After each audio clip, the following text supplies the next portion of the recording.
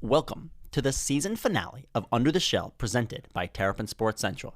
To end off this year, we have our most anticipated guest yet, Gary Williams. I'm Brendan Weissel. Sam Jane. Michael Big Mike Howes. And this is Under the Shell.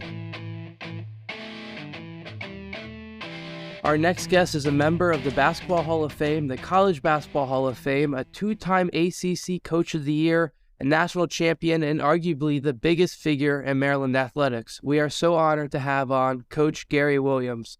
Obviously, Coach, you played for 3 years here at Maryland, and then you decided to, get into coaching. Was there anything in particular that made you want to get into it? Was there a person or a coach that really kind of brought you into the industry, or was it just kind of a natural transition for you?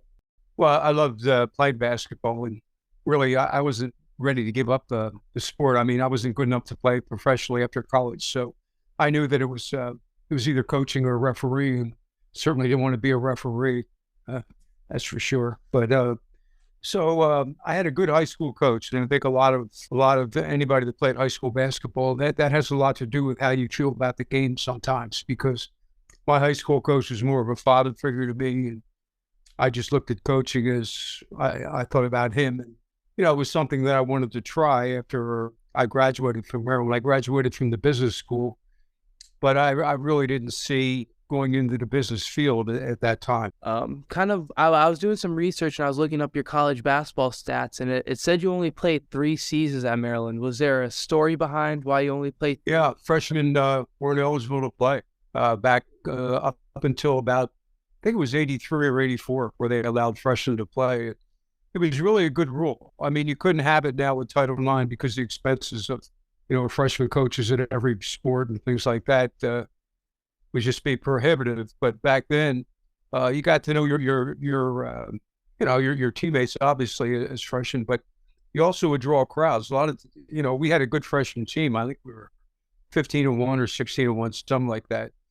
And the crowds would come to the freshman game, and some people would leave after they saw the freshman play. They didn't stay for the varsity game. So then, kind of following up on that, what made you decide to come coach at Maryland? You were at Ohio State for a good 3 years, had a winning record all 3 years, and then you decide to leave and join the ACC, a pretty good conference in Maryland. What's the story behind that? Well, Ohio State was a great job. It's probably, in terms of budgets, administratively, things like that, it was probably the best job I had. But I had played basketball in Maryland, had graduated from there. And I guess the lure of coming back to your school, very few coaches ever get that opportunity to coach at the school they went to undergrad at. So I took on the responsibility, and it was a lot of responsibility. Things weren't great when I got the job, and I had second thoughts, to be perfectly honest. Yeah, you mentioned some of those second thoughts. You're coming in kind of after some of the Len Bias stuff and, maybe some possible sanctions, and you kind of get some of those sanctions from the NCAA. So what was that like coming in, being a coach, and then having repercussions for stuff that you necessarily didn't do? Oh, it's horrible. You take responsibility for what you do. But I had nothing to do with what was going on, and I really didn't know the seriousness of the situation in Maryland. The NCAA investigators that whole first year, and the week of the ACC tournament, they come out with no NCAA tournament, no live TV. And, if you play in the ACC, players go there for those two things. I mean, that's why they want to go to school. So recruiting became very difficult, and we had to fight our way out. And it was not an easy fight. At that time, Carolina and Duke were winning national championships on a pretty regular basis. That's who we had to be as good as. So it was a tough uphill battle. A lot of it I've seen has been credited to Walt Williams for kind of getting you through that era of Maryland basketball. What was so special about him, or how was he able to kind of drag you guys out of the depths of where you were at? Well, he was a great player, first of all. I think he was sixth as a lottery pick his senior year. But Walt did everything right, both on and off the court. In terms of his playing ability, he could play 4 positions. He could play anywhere from point guard to power forward at that 6'8" size. And, that certainly helped because you could do different things with him offensively, because teams obviously came after him, tried to shut him down first. And but Walt was just his nickname was the Wizard, and it was because of the way he played, but also he had the way he moved on the court. It was just such a smooth looking thing, and it was hard to believe. He still has the record in the ACC, which the ACC won't talk about now, but he still has the record of 8 consecutive games scoring 30 points or more. And on our team, I think Walt averaged like 24, 25. We didn't have a lot of other scoring. And, teams are really focused on him. And for him to do that, I think kind of shows how great a player he was. But the other part was off the court. He was just tremendous.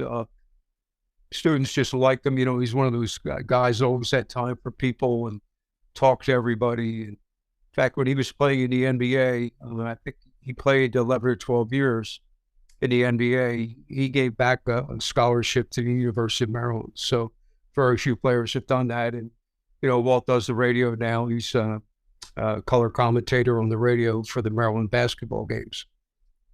If it kind of is interesting, I think, because, he was already I think he came here in 88, and then 89 was when you were hired.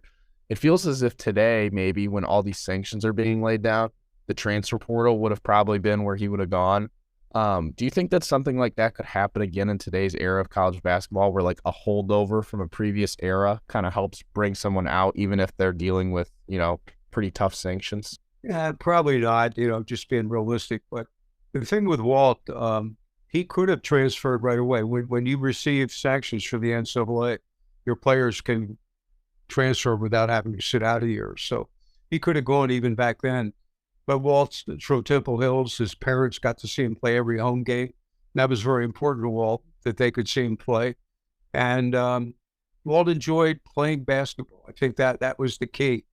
He knew his status at Maryland. I mean, there's been nobody bigger than Walt Williams. It didn't get as much attention, obviously, because we couldn't play the NCAA. We couldn't play, on live TV. But that first year, Walt's sophomore year, we beat Carolina twice and won at Southern California.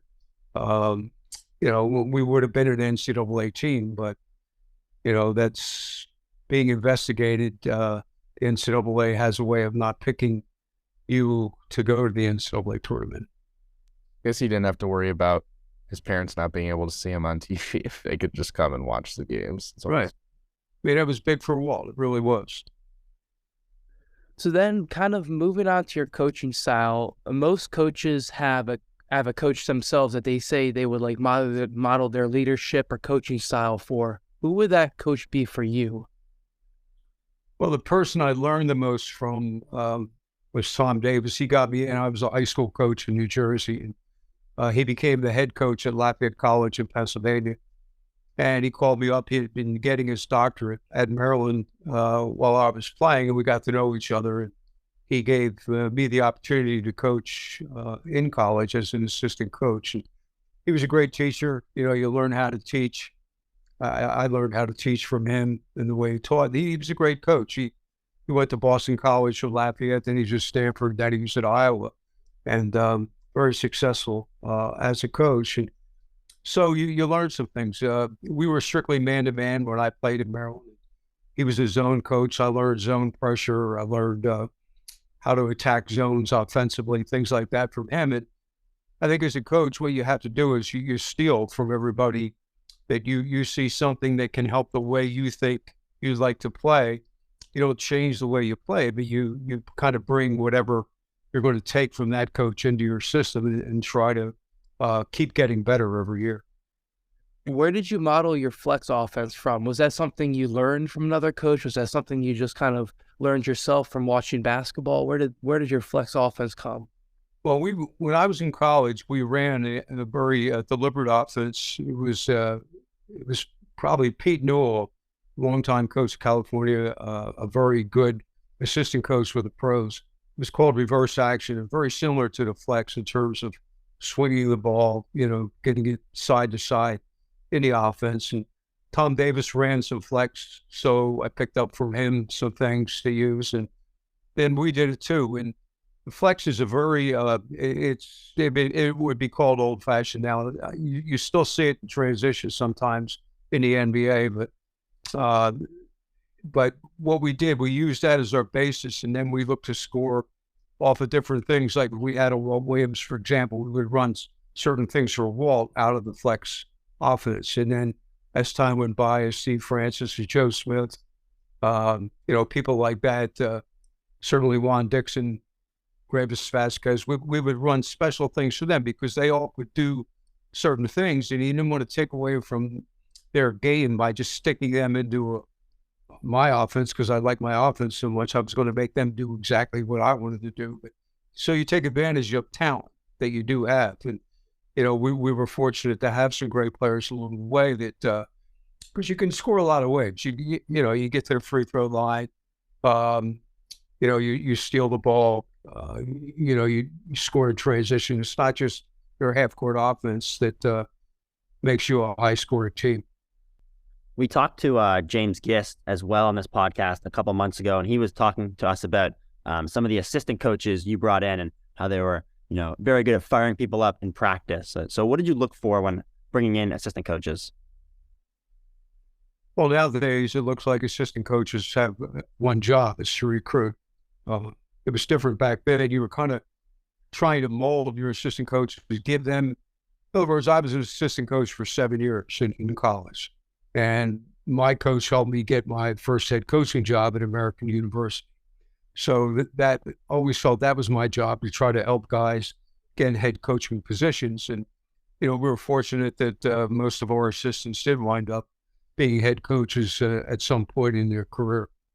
I read a story or heard something about how you were talking about, college basketball. We know there's a lot of, stuff that goes on in terms of dealing with coaches who maybe don't have the same ethics as others do. And it's kind of an unlevel playing field. We've seen the NCAA hand out sanctions before, and you talked about it. What was it like going against coaches or programs that you knew maybe were doing things a little bit differently or shady? And how did you kind of deal with that in terms of still having to recruit and play against them?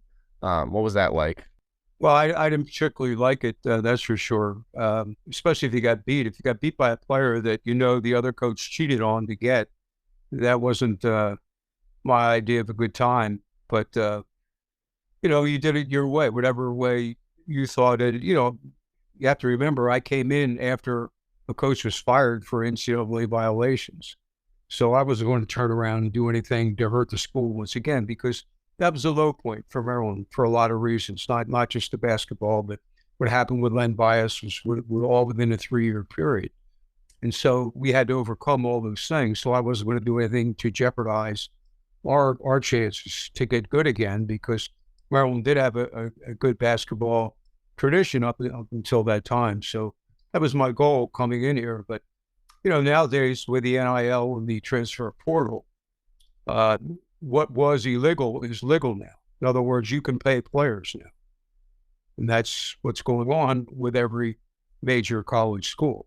And the rules have changed. And so now, if I was coaching, I'd have to figure out a way to raise money, to help raise money, to put together a collective that could keep Maryland competitive on a national basis in terms of what is being paid to some of these players now.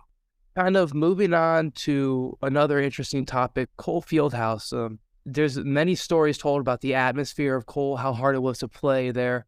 For someone like me who never got to experience it, kind of what was it like coaching in Cole Fieldhouse? It was the best. It was the most feared place to play in the ACC back then. I mean, there was tough gyms. I mean, Cameron and Duke is, always going to be a tough place to play. NC State had a very tough place, Old Reynolds Coliseum. Clemson was, just crazy because the fans there were basically football fans, but they came to the basketball games, got all excited when they saw the ball go through the net anyway. But so there was great places to play. But Cole was interesting because it was built in the 50s. It was one of the best on-campus arenas at that time, 2 Final Fours, several regionals during that time up until we left in 2002 to go to Xfinity. And so Cole was you go in there in January, it was cold in there. By halftime, it was 100 degrees. You know, the body heat of the people there. We get 14,000 in there, and just the way the roof was in Cole Fieldhouse, and you can still see it a little bit now that it's a football practice facility, but the noise would just roll right around that arena. When you had 4,000 students sitting right behind the benches at the two schools, then it was just incredible atmosphere and crazy. You know, it was just nuts in there. And, you know, we won a lot of games there in terms of, I thought our conditioning what was maybe used to the fact that it would get so hot there in the second half that we could handle that a little better. And of course, our crowd, you know, they wouldn't let us die. You know, they just stayed in the game, and it was a great viewing. It was a bowl arena. There was no poles. There was no second deck. There was just one big bowl, and we could get 14,000 in there for the games. What was your reaction when they announced they were building Xfinity, and how does it compare to Cole? Well, Xfinity Cole was old. I mean, it had gotten old. The very poor restroom facilities, locker rooms were bad, you know, all those things.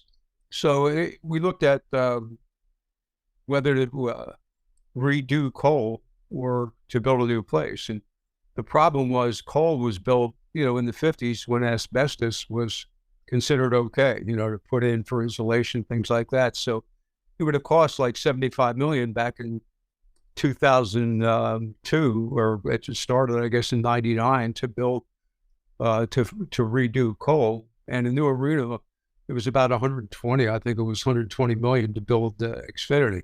And, you know, so it was a logical choice, but boy, we hated to leave Cole because it was a tremendous home court advantage. You know, it was one of the older places that was still a great place to play basketball. Maryland basketball, like you said, obviously not in Cole anymore. So what was your favorite moment from Cole Fieldhouse? Well, there was a couple, for sure. I think in '94, our first good team, we had Joe Smith, Keith Booth, Dwayne Simpkins, who's just become the head coach at American U, Johnny Rhodes, all-time steals leader in the ACC, and Etri Hip. And we started 2 freshmen and 3 sophomores, and that year we went undefeated at home. We beat Carolina when they were #1 in the country, and that was really an exciting team. You know, we had no fear. Maybe we were too young to have any fear, but we had no fear. We just went after everybody, and to go undefeated there. I saw the picture right here in my office of the crowd storming the court after we beat Carolina that night. And it's just, it was one of those special things. And then the last game we ever played in Cole was against Virginia. Virginia had a good team, and the score was like, we went over 100. I mean, we were really, that was the year we won the national championship. We were just good, and we went over 100, and Virginia had like, I think they had 90 or something like that. And it just, we had invited all the former players, the living former players back, and we had most of those players back, and it was just a great day for everybody. And it was tough to leave Cole. There's no doubt about it. And, you know, but the thing you do have, you have a lot of memories of what a great place it was. We talked to one of the current football strength coach, and he was telling us a funny story about how when they first got there, they had like buckets. You were talking about the leakage for the water that would Oh, yeah. down and stuff like that. Do you have any like anecdotes like that or anything funny where Cole just, you could kind of tell it was like, this is a legendary place, but it, you know, it's getting kind of old and stuff like that? We were playing at Duke. I think it was right after '94, because, you know, we were pretty good after that. And the commissioner of the ACC was at the game, Fred Bearcat, back then. And he called Mike Krzyzewski and myself into a meeting in the hallway outside of our locker rooms before the game. There was a thunderstorm going on, and the lights had flickered a couple of times. So we had to make plans just in case the lights went out, what we were going to do to make up the game and all that.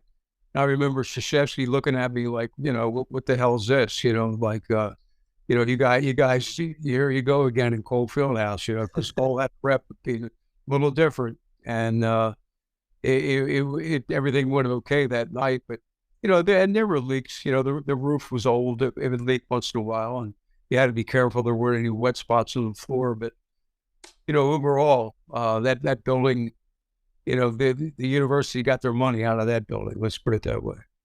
Yeah. I wanted to ask about, you talked about the 2002 team, obviously scoring 100 against Virginia, a very high scoring team, ranked in the top 10 offensively, maybe wasn't as good defensively. And that tournament run, you guys averaged 87.4 points up until the national championship game. Then it was super low scoring against Indiana. Were you worried as a coach that maybe Indiana was going to drag you into their style, or why was that game more low scoring? Is that just the nerves of the national championship? Like, take me through why maybe that game was different than all the rest. Well, first of all, we had to beat Kentucky, Connecticut, Kansas, and Indiana to win it. So we beat every blue blood there was in the country at that time to win it. I'm very proud of that. Our toughest game, I thought, would be Connecticut. I remember Jim Calhoun, I talked to him after the game, who was the coach of Connecticut. He told his team at halftime that whoever won that game was going to win the national championship. And he was right. Kansas had been ranked, Roy Williams was coaching in Kansas, the former North Carolina coach. And they had been we were never ranked number one in the country that whole year. And the Kansas had been like 6 weeks or something like that. And we got down, I think, 13-3 against Kansas in that semifinal game. And then we outscored them like 45-20 in the mid part of that game. And that's probably the best basketball, we played in the NCAA tournament that year. So beating Kansas, I don't know if we relaxed a little bit or whatever, because we knew we were better than Indiana. I mean, Oklahoma had upset Duke. Indiana had upset Oklahoma, and all of a sudden we're playing Indiana. And I think that caught us off guard a little bit. Maybe we didn't, respect it, even though it's a national championship game. Players are players, You really worry about that, making sure they respect their opponent and things like that. But Indiana did a good job of slowing us down. But they hit we gave them a 3 at the buzzer. The game was over. We would have won that game by double figures. I think we won it by 9 or whatever it was. And I think we were nervous. We had trouble scoring, and we get to a point where you start thinking something's wrong. And I think we went through that stage. And I remember Juan Dixon really brought us back in that game, and Byron Mouton, another very good player in that team, made some really big defensive players for us. And we were deep. We were 9 deep. We played 9 without any problem, and our second team could compete with the first team in practice, and that's how you get better during the season, when your second team could really push the first team. Star of that national championship team, obviously, Juan has a very incredible story. Both his parents, I know, passed from, I think it was AIDS-related illnesses, and they were hair addicts. What was it like recruiting him? How were you able? What was his character? How was he able to kind of persevere through that? And is that one of the more? Just tell me about Juan and what he was like. Well, Juan went to Calverval in Baltimore. He was put there by his.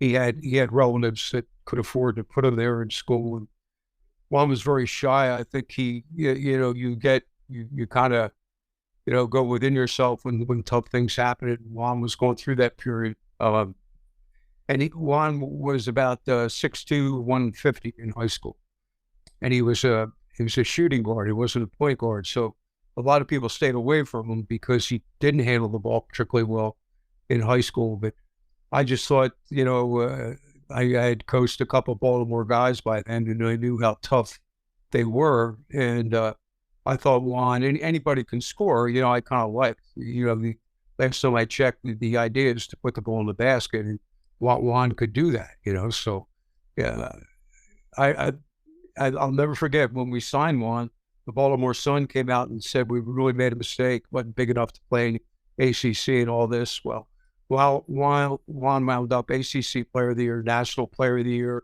MVP of the Final Four, all-time leading scorer at Maryland, accomplished more than any player ever accomplished at Maryland in terms of team wins and things like that. And so we were talking about it after the national championship. I'll never forget this, in the back of Cole Fieldhouse. They had a celebration the day after, and it was over. We were back in the locker room, and I was talking to Juan. I reminded him that he pulled out his wallet and he pulled out the article from the Baltimore Sun that said he couldn't play in the ACC. So it's things come around sometime. Yeah, there's nothing like some good bulletin board material like that you can keep in the back of your pocket and then prove them all around. In your wallet, not the back of the pocket, apparently. Yeah, we had wallets back there. We had cameras too. You stopped coaching over 10 years ago, but you're still involved in the Maryland Athletic Department. You still show up to so many Maryland athletic events. Why is that? What keeps you coming back? What keeps you still working for the university? Well, I still work for the school, so I try to be a little bit visible in that. I really like the new coach, Kevin Willard's done a great job. His teams play aggressively. His style of play, as he gets his players into the program, I think will allow him to be very successful. So I do whatever I can to help with the program, but stay away, if you know what I mean. I don't want to be hanging around the gym or anything like that. But, it's great to see the enthusiasm back in Maryland basketball and, going undefeated at home in the Big Ten this past season. It was a great accomplishment. And, getting that NCAA win in Kevin's first year I thought was really important. And so I think we're in good shape. And, nowadays with the transfer portal and the NIL, your team's going to be different every year. And so it's going to be interesting. Your ability to put together a team now becomes almost more important than building a team, if you know what I mean, because like the championship team we had all juniors and seniors. We had no McDonald's All-Americans, but we had all juniors and seniors. And, with juniors and seniors that are good players, I'll play anybody because of their experience. You got guys 22, 23 years old playing against some hotshot freshman that's 18 years old. I'll take the old guys, and we'll go play. And that's what we were. But nowadays things change, and then now you have to adjust to that. And the good thing now is you get to practice in the summer. We couldn't practice in the summer when I was coaching, but you could go, I think starting late June, you can go right through till August and really get a good feel for your team before the school year actually starts. Last question from us. When you talked about it now in the Big Ten, obviously, when you saw the news, or I'm sure you've heard it through back channels, that Maryland was moving to the Big Ten, what was your reaction? I'm sure that as a longtime ACC coach, that's something that probably you weren't really envisioning. Do you like it? Did you not like it? Like, what was that? What was your reaction? Well, the reason was we were $20 million in debt in the athletic department. I mean, let's be honest, it's finances. And expansion was becoming a big part of college sports. You look at the Big Ten now taking UCLA and Southern Cal, for example, into the Big Ten. I think 2024 they come in. And while we were leaving and going to the Big Ten, the ACC was kind of breaking up the Big East, taking Virginia Tech, and they had already taken Boston College and Miami and some old Big East schools. And so we took a lot of heat for leaving the ACC, but the ACC never took the heat they deserved for basically breaking up the Big East in terms of their football schools, Syracuse, schools like that. So it was just part of the deal, but we did it financially, and really, when you look at it academically, you're looking at very similar universities to Maryland, more so than the ACC, large state universities, for the most part in the Big Ten. And sure, there was rivalries, but there was no football rivalry. If there's people talk about rivalries. Okay, what was a football rivalry? There's this pause, where they can't think of any because there wasn't any. And basketball was Duke and Carolina, and that's all people talked about. Was they didn't say, "Oh, we're really going to miss playing Clemson," or, they didn't say that. It was just Duke and Carolina. So that's the reason. And people don't like change. Most people don't like change.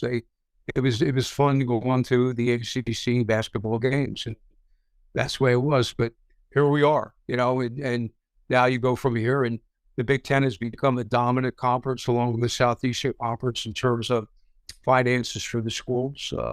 Every school is going to get a ton of money starting next year. I think it'll be over, well over $80 million each school in the Big Ten will get. and that money can be used for a lot of things. So, you know, except for rivalries, I think it's a very positive thing where we are now. And if you look at the ACC right now, you know, football, you know, what's going to happen with, say, Florida State, Clemson, are they going to stay in the ACC? Basketball is different now because you don't play everybody twice. Back when I was coaching, you played everybody twice. So there was no doubt who the best team was every year in the ACC. So, you know, this is 2023, and here we are. Lastly, our last segment for you, we do this with every guest, just rapid fire. I'm going to ask you a question. Just give us your best response. So first question is the favorite player you've ever coached. That's not fair. I mean, I coached guys at other places too that were great, but, you know, Walt Williams, Greivis Vasquez, I'll throw those two out there as just examples of guys I really like, but there's a ton of them. Most underrated player you ever coached? Most underrated was probably Byron Mouton at Maryland and Steve Blake. Steve Blake averaged 9 points a game in college, played 13 years in the NBA. Your favorite post-game snack? Post-game snack. You'd eat late. A lot of, you know, most of the games are at night. Probably pizza. It was very healthy, though. The hardest place to play in the ACC other than Cole? Oh, it was Duke, but part of that is because they were so good. I mean, Grant Hill, Christian Laettner, Hurley, all those guys. I mean, that place, that's a glorified high school gym. It seats like 8,500. But when they're good, that becomes a very difficult place to play. What was the worst opposing locker room you ever visited? Worst opposing locker room. Well, I can't talk about that because we had bad locker rooms in Colt Fieldhouse. You know, overseas we played in you know, I took some teams overseas. You should have seen those locker rooms. Like, let's put it this way, the plumbing wasn't working in a few of them. Your favorite sports movie? Favorite sports movie? It's got to be Hoosiers, you know, just because I was connected with basketball. But that was, you know, basically a true story and, you know, incredible. And, you know, you talk about changes and, you know, changing leagues and everything. Back then, there was one champion in this whole state of Indiana, and that's a high school basketball crazy state. And for a small school to win that championship against the city schools was just a tremendous accomplishment. What was the ACC rival you enjoyed beating the most? Well, you want to beat the best teams, so it was Duke and Carolina. We had some great games at both those schools. We were able to beat them when they were number one in the country a couple times, and you know that certainly, you know, gives you a feeling of satisfaction. But, you know, it's funny. Those two schools, like when I got the job, we were going through all those tough things. That's who you pointed at. You wanted to get as good as they were. In other words, you didn't have, you know, it was daunting. If you looked at it, you had to overcome, like we were at the bottom of the league and you had to overcome, you know, 8 really good schools. Well, we just picked those two and tried to get as good as they were somehow. And, you know, I think that really helped us get through things. I asked about your favorite player you coached. What about the hardest player you coached against? I'll tell you who was really good and who everybody didn't like was Christian Laettner, because he was 6'9", could handle the ball. He could bring it up against pressure if he had to. Very good shooter, knew the game, great passer. And, you know, a funny thing about Christian Laettner, I remember playing them in Colt Fieldhouse. This was like 91, the year they won a national championship. Game's going on, and Laettner and Hurley come by the bench. They're yelling at each other. They're arguing during the game because Hurley didn't give Laettner the ball or something. You know, during the game, they're just calling each other names, you know, as they're running up the court, as the game's going on. But, you know, they competed. They were really good. Grant Hill was on that team also. Who was the funniest player or joker you had on your team? Oh, that was Greivis Vasquez. He was, there was no guy who liked practice better than Greivis. He just loved playing basketball, and he thought it was great. He grew up on having to play outdoors in Venezuela. They didn't have access to gyms where he grew up, very poor area. And so eventually he caught up with him because he played the NBA for 6 years. And at the end of his NBA stint, he had basically, he was bone on bone in his one ankle. There was just nothing there. And the pounding of the concrete got to him, but he was just so appreciative of everything. And he kept practice loose, and he was loose in the games too. He took some shots that you just kind of shook your head, but he was a great player. Your favorite win other than the national championship? We beat Georgetown in the Capitol Center when Joe Smith and Keith Booth were freshmen, and Johnny Rose, X-Ray Hip, and Dwayne Simpkins were sophomores. And that game got us going. We went from winning 3 games in the ACC the year before to the Sweet 16 that year. And those guys really had a lot of toughness to, with a very young team, to be able to do things like that. And then last question here. Would Gary Williams, the coach, have recruited Gary Williams, the player? Not as not as a starter, but in other words, part of a good team is the guys on the bench that are willing to really work hard every day, practice to make the starters better. And I would have been a good 7th, 8th man, but back then I started because I knew what the coach wanted and I knew how to play. But I just wasn't talented enough to be, a great player today. But I would have been good to have on the team. Well, Coach, Intangibles, Coach. What's that? Said you bring the intangibles. Yeah, I'd have that. Yeah, I'd be one of those guys who are timeouts who would clap when the team. Yeah. You wouldn't average a lot of points, but you'd average a lot of hand claps. Oh yeah. That always amazes me. Those guys, they're going to get hurt nowadays. You see how they run out in the court now with timeouts. The assistant coaches are making the players do that. They go, "Hey, you guys got to show emotion with it, during your timeout." Our guys, back when I was playing, guys hoped you trip so they get in the game if you got hurt coming off the court. Yeah, I always think that. I'm like, how are they so excited that they're not. They're made to do that. I'm telling you. Manufactured energy. Sure. Got to watch those guys that clap a lot. They're not always. I'd rather have a guy that didn't do anything but played really hard every time he was on the court. That's all I got. I don't know if Mike and any of them, but we're really appreciative of you coming on. Obviously, that was a great time. Thank you for all the really cool stories and your perspectives. So appreciate you hopping on with us. Well, thanks, you guys. Good luck with it, okay? And that was another great interview by the Under the Shell boys. Gary Williams, a lot of fun stories, great rapid fire round, but now we are going to talk about sports. We're going to a pair of teams that both fell in the Big Ten tournament this week. Lacrosse, the women's team fell 14-9 to number 1 Northwestern, while the men's team lost 14-5 to number 15 Michigan. Now both will shift their focus to the NCAA tournament. Brendan, what did you see? Brendan, you were at attendance for the men's side, so let's talk about them first. Kind of a huge program upset. I mean, to lose to Michigan in Michigan's first Big Ten tournament title ever. Pretty impressive win for the Wolverines and a pretty disappointing loss. What did you see from Tillman's squad? Yeah, I had my eyes on both games, both letting up 14 goals. The men's game was obviously first. I was in the crowd there. Michigan, way fewer people in attendance, but God, they had so much energy. I mean, Michigan, the game was tied 2-2, and after that, I think Michigan scored 3 straight goals, and then after that, they just never looked back. Maryland they could win faceoffs, but they just, in the offensive possession, no good shots. They would get it down to the end of the shot clock. They scored 1 end of the shot clock goal, which I was like, wow, Maryland really hadn't done that all year, so I was surprised to see that.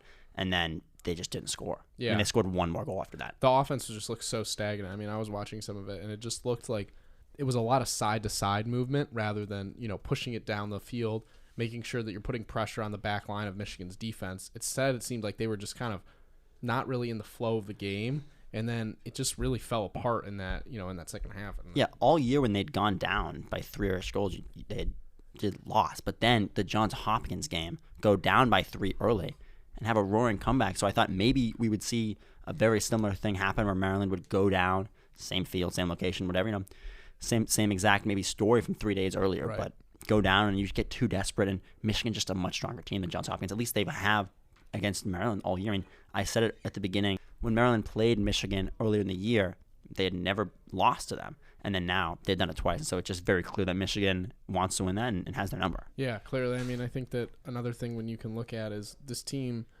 I mean, Tillman talked about the difference between them and last year's team. I think maybe not to say that the pressure got to them, but in a title game when you fall behind and you already use so much gas to come back and beat Hopkins, it almost felt like maybe they just kind of ran out of fuel in the tank almost. It seemed as if towards the end there, it was tired legs. It looked like they weren't really able to make a final push. And I mean, when a team has that advantage over you already, and then they get ahead like how Michigan did, they can kind of just ride that wave to a victory. It's a big mentality thing too. You know, Maryland's won so many Big Ten championships or conference championships in lacrosse, and Michigan hasn't. And so from that perspective, they just want it so much more. Like a conference title to Maryland doesn't mean as much. Yeah, I mean, I think that no excuse, but both teams, I think going into the game, you want it just the same. I just think that as the game progressed, Maryland looked like they kind of just ran out of gas, it felt like. And I mean, Mike, the question I would ask is, how much do you think this impacts the tournament in terms of, now that they're moving forward to looking at the NCAA side, how much does the Michigan loss maybe hinder your expectations for what they do in the overall postseason play? At this point of the year, you just got to move on and go forward. You can't think about the last game. You just got to move on. You know, the fact that they made the championship game, the Big Ten is competitive. They lost games. They lost games early. They lost games late in the year. But they made it to the Big Ten championship. They did not win it, but they still showed that promise of potential this team could have. So they can't look back. They just got to keep going forward. Yeah, Brendan, I mean, I would ask the same question to you. Does seeing them lose another game to Michigan now maybe impact how you see the NCAA tournament playing out? We asked what team had the highest potential to win it all. You guys said the men's lax team. I mean, does that change what your thoughts are on it? I don't know. Not necessarily. Like, I think I said the same exact thing last time Maryland lost to Michigan. Mm-hmm. Right? Maryland lost to Michigan, and they won a 3-game winning streak. I guess they won a 2-game winning streak, then lost Johns Hopkins. Like, Maryland still beat very strong teams. Yeah. They would lose a game, and they lost Notre Dame. They'd lose a game, and then they'd come right out, and they still beat Virginia. They still beat some of the best teams in the country. It's just Michigan had their number. Yeah, against the top teams, it seems like they've performed their best. I mean, the Notre Dame game, even though that's a loss, I mean, that's a 3 overtime game that went to insane amounts against the third best team in the country. And then Virginia is also ranked very highly, and they beat them behind a great goalkeeper performance. So I mean, I think that this team clearly can play against the top teams. I think it's just that consistency that they've kind of lacked all season. So I think that's something you got to look forward to, because in the NCAA tournament, I mean, being consistent is key. If you play bad one game, your whole season's over. Exactly. And so if you now looking to the NCAA tournament, the men's and women's teams are kind of in a very similar spot. So the men's team was 6th going into this week. The women's team was 7th going into this week. Top 8 teams are going to host. Yeah. So, we won't know until tonight, which is Sunday. As you're listening to this, you'll know if Maryland has a home game or not. But either going to be the lowest seed in probably the 1 or 2 seed, or going to host a game. What would your predictions be for both sides? I think the women are going to be the 8th seed, and I think the men will be a 7th seed. So you think both will host? I do, yeah. So then the first I round... mean, both teams still made it to Yeah. the championship. So they would then play how many games at home, just to clarify for our audience? Do we know that in terms of, or does it change if higher seeds lose or win? Both teams would probably play 2 games at home. It just depends on what the seeding is. Gotcha. So, Mike, as we move on to the women's side, losing to Northwestern, a much stronger team than Michigan. I mean, Northwestern has been very good all season. When you look at this loss, it's the second time they've lost to Northwestern. Couldn't do it to win the Big Ten regular season. Now couldn't do it to win the Big Ten conference tournament. What have you seen from the Lady Terps, and why was this game maybe either a fault of the team as a whole on Maryland's side, or was it just an indictment of how good Northwestern's been all year? Yeah, I mean, Northwestern is the best team in women's lacrosse right now. They're the number 1 team, so falling twice to them in one season, I mean, it's not too surprising, but at the same time, when you have a high-level program like Maryland, you would hope that you don't lose to the same team twice. Yeah, I agree. I mean, I think, Brendan, when you look at this Northwestern team, they clearly just are one of the more dominant programs in the country right now, and I think when you stack Maryland up against them, Maryland's clearly not at that level, but they're also young and inexperienced, and I think that you don't really maybe I didn't expect them to beat Northwestern in that title game. What about you? I mean, Northwestern is incredible. They haven't lost since the first game of the year. It's insane. They lost by 1 goal in Syracuse, like in February. They're a very strong team. I mean, going in, we talked about it last week. I didn't expect Maryland to win that game. I expect them to get to the championship. I think you predicted. Yeah. No, you had the men's team and losing in I the did, semis, yeah. correct? But I mean, I was pretty close there. Yeah. I mean, just Northwestern, I don't see them losing another game this entire year. So that's your And so, natty. yeah. And so, if you watch, I mean, Maryland once like incredibly strong program, but had a fight for the first, half. They were close three in the quarters. half, yeah. But Northwestern is just so good. Yeah, they just pulled ahead late. I mean, Northwestern's a very senior Latin team. I mean, they're super experienced, and it's just, I think, a lot of, when it comes to the Wildcats, I think that they've really showed all year that they're, the nation's best. And if you're Maryland, when you look at maybe the tournament, that's kind of preparing you now where you kind of can see maybe how teams are now going to drop off in terms of talent. You're not playing in Northwestern because you're going to be a 7-8 seed, maybe 9 if everything goes wrong. But I think that that's something that you have to look at and maybe take as a positive as you've come out of this conference season as the second best team in the Big Ten. Yeah, I mean, for seeding for everybody, we'll have to just see where the other conference tournaments end and then go from there. And it's possible Maryland could end up being an 11 seed, but it's also possible they could stay at 7. It just have to see. It just all depends, yeah. But both teams are bound for the postseason. We know. Absolutely, yeah. And both teams will look to make a run. I would say, do we want to change our predictions from what we thought before, or are we still going to stick with our guns on who makes it farther in terms of men's and women's? I'll stick to my guns. Mike? I think I'm going to switch to women's team. Okay, that's who I had. I think I will stick with the women's team. I just think that the men's team's been too consistently inconsistent, as people like to say. But team that has been incredibly consistent, I think they just extended their Big Ten series win, and that's the baseball team. Defeated Nebraska today on this day of recording on Sunday. An insane offensive performance, an 8-spot in 1 inning. This offense continues to be one of the country's best. Mike, what have you seen from them lately? A couple big series wins here against Indiana and Nebraska. You are correct. Still have not lost a Big Ten series since 2021, which means they're undefeated this year in conference series. They're now 33-16, 13-5 conference record, and they have a 2-game lead over Indiana right now for the first place spot in the Big Ten. The latest projections right now, according to D1 Baseball, have them in the NCAA tournament as a 2 seed. So unfortunately, it does not look like they will host again in College Park, which... That's a question I want to ask you, actually. If they win out the rest of the regular season, take the rest of the series, win the Big Ten as it seems like they're going to, and then win the Big Ten Conference tournament, say they sweep the rest of the league, do you think this is a team that could rise all the way to maybe one of the last 1 spots, one of the 1 seed lines to host a game in College Park? I do not believe so because the committee relies heavily on the RPI rankings. So currently Maryland they are ranked. It's lower, right? Not one of the top 16. No. So currently Maryland is ranked 41st in RPI. The lowest seed to ever host a home NCAA regional was a 24. Okay. So they have quite a bit of work to do. Jump. And the Big Ten isn't super strong, so there's not a lot of quality win opportunities, right? Correct. But I mean, theoretically, if they win out, anything is possible with the RPI rankings. But that is just that's a lot to go to try to host a home series. However, they are on track to win the Big Ten regular season for a second year in a row. They have a series coming up next weekend against Minnesota, who's not the greatest, and then they close with Penn State, another middle-of-the-pack team at the Big Ten. So they look like they're on track to win the Big Ten regular season. Then they got the postseason coming up.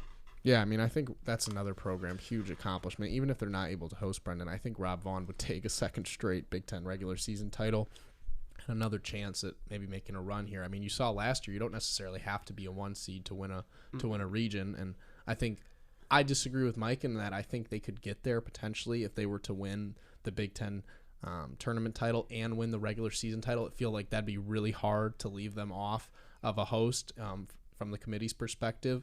The thing that scares me, that makes me think it's not possible to do both, sorry to cut you off, but it's the inconsistency at pitching. Yeah. I think that it will be extremely hard, especially in the tournament.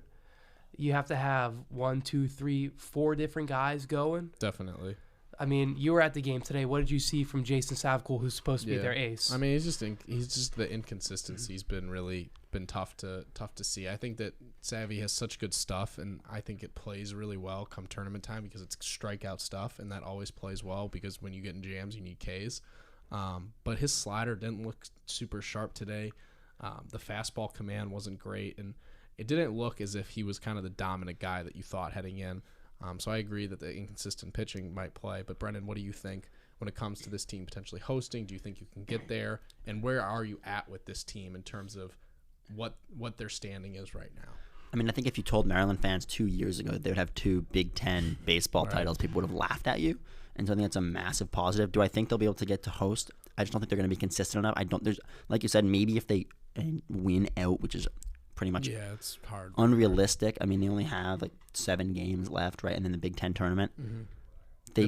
If they win the Big Ten tournament in dominant fashion, I think maybe you could see it. But I think 2 seed, considering where they started, you'll have to settle with. I mean, Maryland. Especially after the start. I mean, I mean, Vaughn said it at the beginning of the year, like it doesn't matter if you lose the first 10 games as long as it's how you finish. And so we've absolutely seen that from them. And will they win out?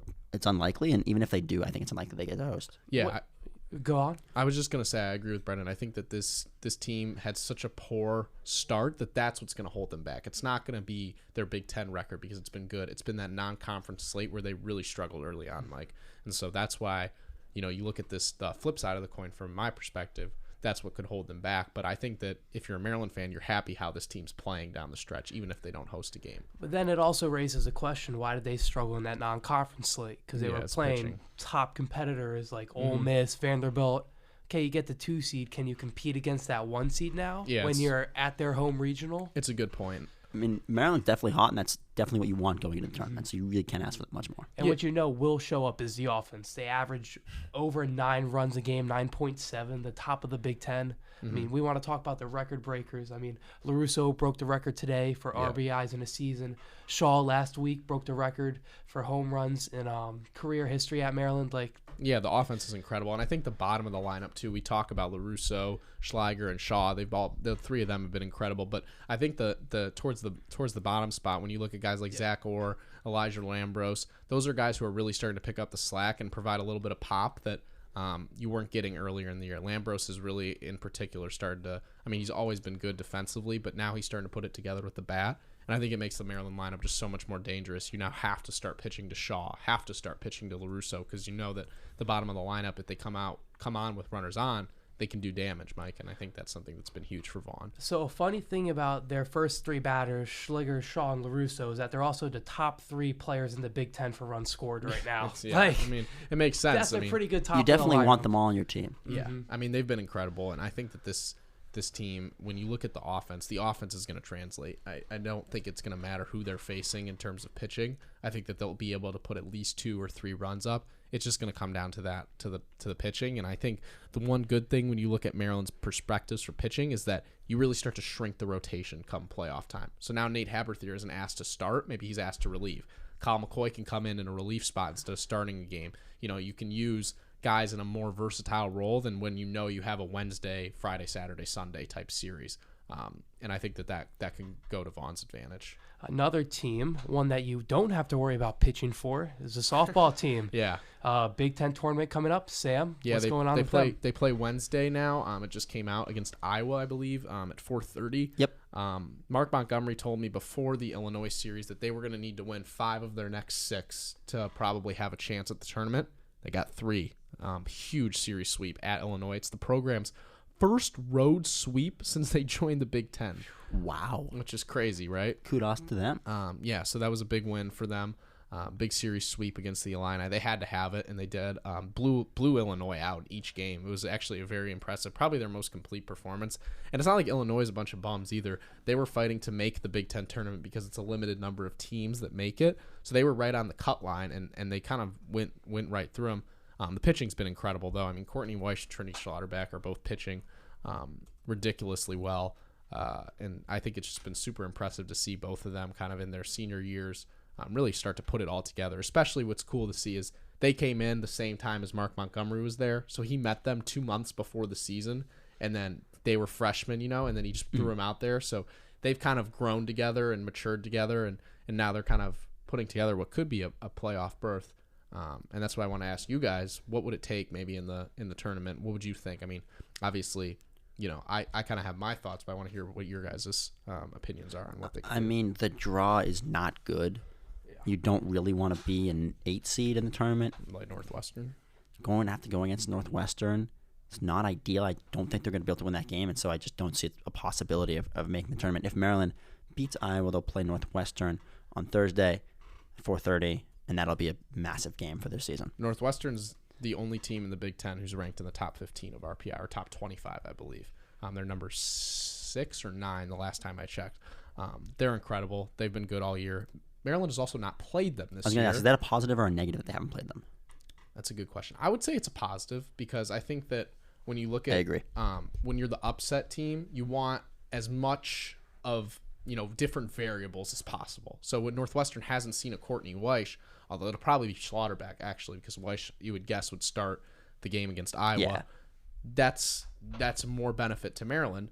Additionally, when you maybe are able to put a little bit of pressure on Northwestern, they haven't had the familiarity with you. Ultimately, I don't think it really matters that much, but I do think it's an advantage to Maryland. And I also would push back a little bit on the narrative that it's not a great draw, because while I don't think it's incredible, I think a win over Northwestern puts them in the tournament. So it's almost as if they need one really big quality win, and then they would have 2 top 10 wins over Oklahoma State and Northwestern. They're almost guaranteed to be in if they beat Northwestern. So it's almost like a win or go home game. And at that point, you kind of need that. I don't know if they beat the 2 seed in the tournament. If you beat in Indiana, if that really does as much for your resume, Mike. So I think that when you look at this draw, yes, it sucks you have to play the 1 seed if you're Maryland, but you have a big opportunity if you're even able to beat Iowa, which is the first step that obviously has to Absolutely. happen. You're going to really want this offense to show up. And for some reason in Big Ten play, it has not for them all year. No. In the Big Ten, they averaged 3.16 runs per game. However, in out-of-conference games, they average 6.4.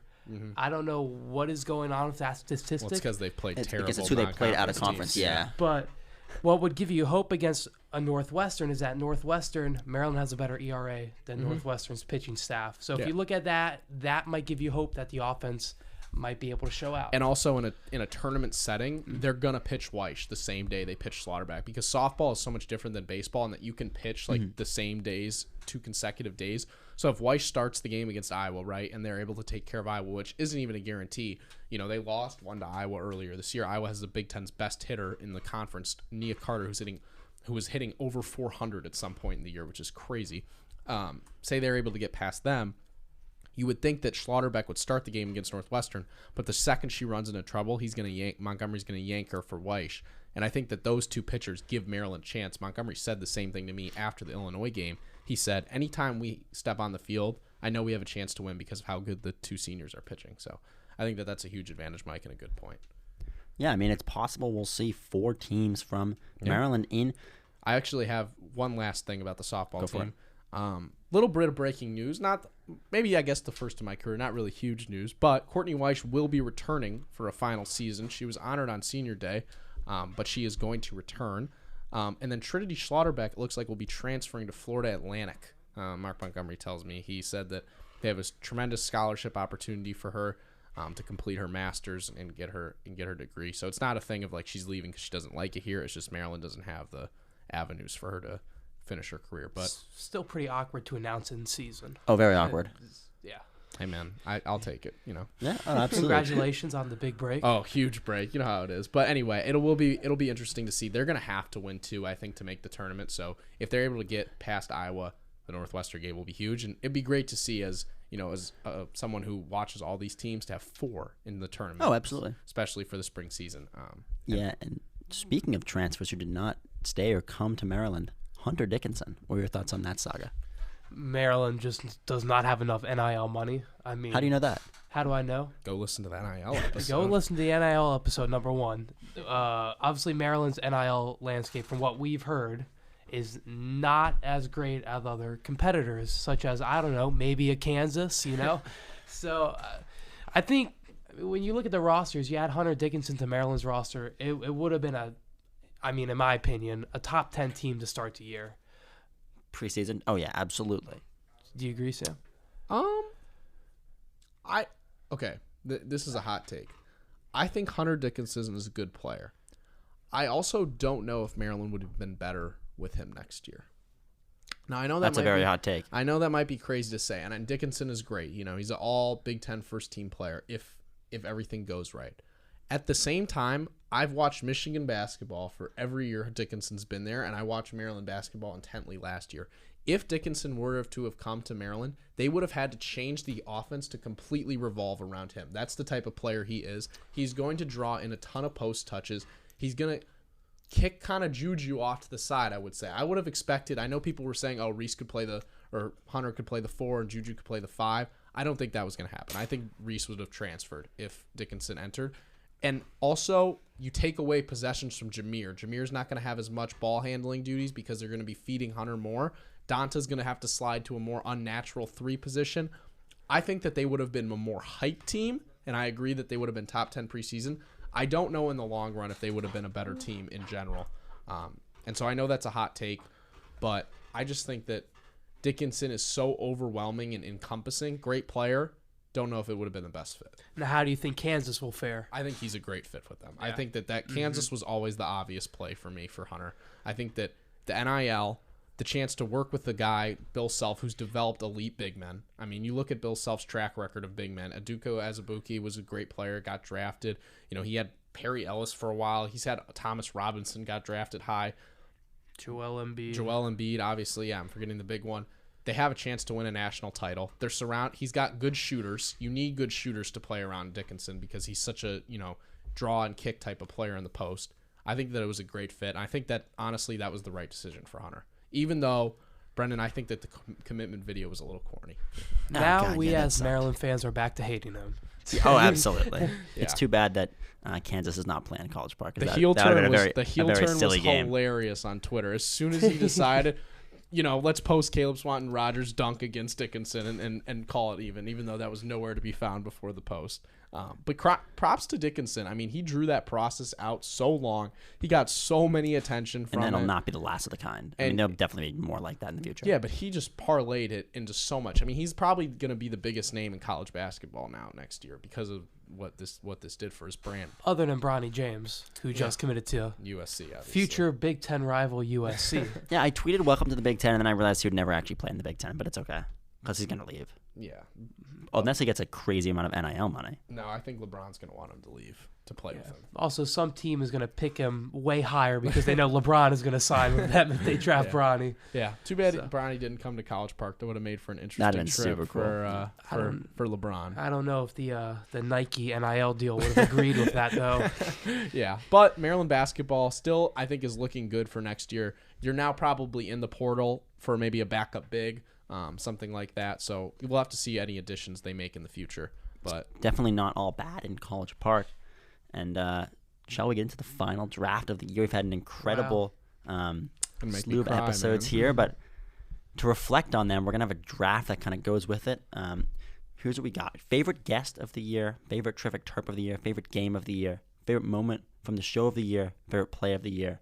And then after this, we'll round it out with our final terrific terp. Yeah, so I think that in order to commiserate this moment, I think that we should go with the leader in the Big Ten poll in the Big Ten polls for our little Under the Shell conference in terms of winning polls, and I think that would be me. That is Mr. Sam Jane. Yeah, I think I'm last. It's gonna go Sam, Mike, and then me. So I will start us off, and I'm going to take the most obvious game of the year, and that's going to be the Purdue game. I think that the court storm, it's a moment that I'll always remember. Celebrating with friends and stuff, and it's kind of the obvious pick, so that's my 1-1. Before the Purdue game, I would have taken the Gold Rush game. So Illinois, that's going to be my game of the year. Brendan Weissel and Sam Jane on TV. Go check that out. Absolutely. That was like the first game that I think that I went. No, second, but it was the first game that I was with Brendan for, and that was pretty an electric moment. I remember you guys were pretty close too, if I remember. Right behind it was the first basket. real game. Yeah, remember that? Me and Brendan were going crazy that whole game, as non-biased journalists, of course. But it was a very good game. Jameer's shot, incredible play, good pick, Mike. Unfortunately, I don't think the next big game, UCLA, is going to make it on this list. Yeah. So Brendan, get us with number 3 and 4. I will take the favorite guest of the year, and honestly, came as kind of a surprise. I think it has to be James Gist. Oh, Wow. yes. Wow. Yes. We had a lot of incredible guests, but I mean, that was just a fun interview. Gist It was just really awesome. fun. Gist was awesome. Yeah. And All then, right. Parlay it. favorite Terrific Terp, I'm gonna go with Fred Funk. I had a lot of fun doing that one. Oh, good pick. Fred Funk was a very Fred good Funk one. was a great one. For my favorite guest, I'm going to take Gary Williams. I mean, it's not often you get to talk to a Hall of Fame coach. Again, great stories from him. Just amazing. Yeah, good pick, Mike. I mean, obviously, that was an incredible pick. And I think that when you look at these these guests, we've had some really cool ones. But I will say my favorite is going to be the boxing brothers, as my favorite Terrific Terp. Jewish Sports Good pick. Hall of Fame. Incredible accomplishments that they had. So I will take them as my pick. And then If you like the Jewish Sports Hall of Fame, you'll like this week's Terrific Terp. let's do it. And then for my next pick, I'm going to take someone who is, I think that has just an incredible story, and someone who I've stayed in contact with, and they've been super impressive in their journey. And I'm going to take Noah Hansen, someone who is, an Olympian, a guy who had really everything go wrong for him in life, but has never made like an excuse for himself, didn't make himself like, a pity case. I always respected Noah, and I think that, just a great guest who really, I think his personality shined through. Yeah, I mean, that was just, again, one of our incredible interviews, hearing a great story from him. I also got to shout out Damon Brooks. That was another great interview. I mean, we've had so great many stories. good- Ty Hathaway, it was a great year. Coach Locks, obviously, like there's been so many cool ones. It's incredible, that, like the fact that he doesn't get picked. Yeah, It Coach says, I think Locksley that says a lot, right? Yeah, Brenda was great. So like next year, I can't wait to bring on more guests and maybe bring on some repeat guests. But Absolutely. enough talking from me. Next pick. Let's hear it. Favorite Terrific Terp? I'm going to say Irene Knox. Oh, She could hit a target a mile away with blindfolded. yeah. No, I mean, Irene Knox is a pretty obvious pick. I think that's a great pick. That's honestly. a great pick. Great pick, Mike. Brendan? Favorite play of the year? I picked it back in the first round of, we did this at the end of the first season, but I'm going to go back, and the Colin Griffith goal is like my first, memory. And I really honestly. Brendan, just for anybody who doesn't know or needs a refreshment, Brendan saw a scrawny little freshman come in the game, said he's going to score a goal, and then like minutes later put one in the net. Incredible prediction from Mel Kiper, apparently. So great play, Brendan. And then favorite game of the year, we've all taken men's basketball, but I think just the environment next Finney Center, it's obvious. And then I think the third best game, probably the Indiana game, Flash Mob. So I'll take that one. Yeah, good pick. Am I allowed to double up on one game for a play? You can take too? a play, absolutely. I'm going to take the Jameer three-pointer then in the Gold Rush game. I Okay. think that was, other than a lot of moments from the Purdue game, that was probably the other loudest moment in the Xfinity Center this season, was that three-point shot. Yeah, good play. I'm shocked that these two options are still on the board, and I'm so thrilled. My favorite moment from the show this year was our nightly grind at NIL episode. It was just that whole week was really, really incredible, and to be able to kind of see it all come together exactly how I thought it would, and for people to like it as much as they did, I thought it was really cool. And props to Brendan for really putting it together, but also everybody. I mean, everybody contributed, and it was a great episode, and that was a really fun night. I won't forget that for a while. Absolutely. And then with my last pick, I'm going to go with my favorite play. This might kind of run into journalism lines, but the Diamond Miller buzzer beater against Notre Dame. It was a great, incredible shot, and that was just a really fun team to cover all year. I was home, obviously, but I'm sitting in my dorm room watching it, covering the game, and I just remember being like, oh my god, she's going to be a top 5 pick. Like, you saw the poise she played with that whole fourth quarter, and now she's with the Minnesota Lynx, obviously, been balling out recently. So Diamond Miller's buzzer beater against Notre Dame will complete my commiseration of the year. To complete my draft for favorite moment from the show, I think I'm going to say the process of just getting out our first episode. I don't know how many drafts we had of it, like 3, 5, 6. Like every time it was like, we did this wrong, we can't say we are talking about Maryland. Like Yeah. there was a lot that went on just to get that first episode out. But now look where we are. That's crazy. That's it. To look back, I'm gonna definitely listen to this last episode and the first episode and just see how different it is. I mean, I think that we've all come so far, and it's really just come together. And I look forward to the pod every week. And I did that at first, but even more so now. Absolutely. And then I'll wrap up the draft and kind of wrap up this year's episodes. And I would say my favorite moment from the show is probably the Patricia Makova interview, just talking to her after just general golf stuff. Obviously, not necessarily from the show, but me and Sam were there just talking to her about a bunch of golf stuff. And it was just interesting to hear student athlete and just, She was up there for my favorite interview. Yeah. She was incredible. I mean, just to hear her perspective, not only as a golfer, because I thought that was so interesting, but also just like the journey she had and the story. I mean, to come over from a foreign country to play golf where it's such an individual game and you can't like have teammates to kind of like rally around. I mean, her story is just great. And that was a great moment too. Yeah, and then also I think gotta shout out the football picks in the fall. Just very fun. We had a lot of fun. I mean, funny. obviously Cavitt's not here anymore, but he always had a very good fun, very good time with that. So Honorable mentions also for favorite moments of the show.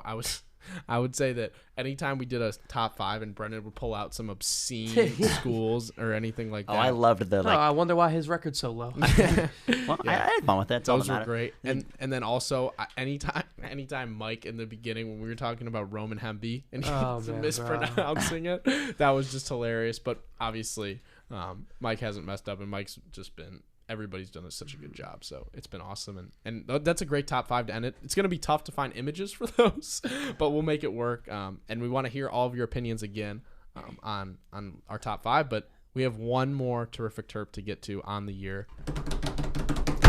Brendan, take us away. All right, we started this semester talking about the University of Maryland club fencing team, but we haven't talked about when fencing was a Division I sport at Maryland. Noah Hansen may be shooting for the 2024 Olympic Games, but Maryland's first Division I fencing defensor actually had an Olympian. That is Howard LeBeau from the class of 1977.